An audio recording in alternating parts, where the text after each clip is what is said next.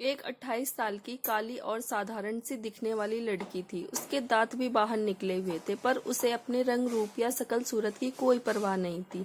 वह हमेशा खुश रहती, खिलखिलाती और सबको हंसाने का हुनर रखती थी। खाने की बहुत शौकीन थी, जिससे उसका शरीर भी बेडौल हो गया था। पढ़ाई लिखाई में भले ही तेज ना हो, लेकिन खाना बनाने का उसे बेहद शौक था। वह बड़ी तल्लीनता से पाक कला की किताबें पढ़ती, टीवी और रेडियो पर खाना बनाने के कार्यक्रम देखती सुनती।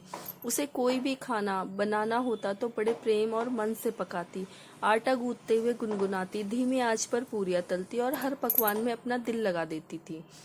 मटर पनीर, खीर या सब्जी चटनी जो भी बनाती थी वह लाजवाब होता था, और उसे खाने का स्वाद जो चखता था उसकी तारीफ किए बिना नहीं रह पाता था।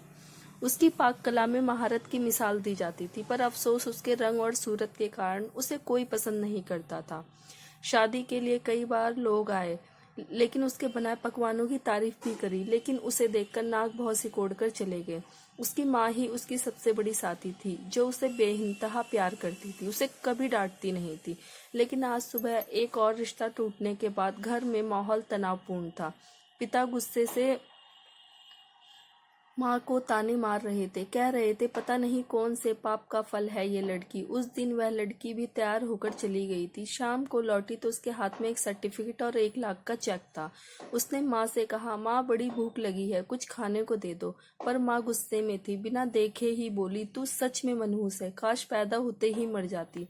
माँ की यह बात सुनकर लड़की का दिल टूट गया। उसने उदासी से माँ से पूछा, क्या मैं सच में इतनी मनहूस हूँ कि मर जाऊं? माँ ने गुस्से में कह दिया, हाँ जा मर जा, सबको चैन मिलेगा। लड़की का दिल यह सुनकर टूट गया। वह चुपचाप अपने कमरे में गई और दरवाजा बंद कर लिया।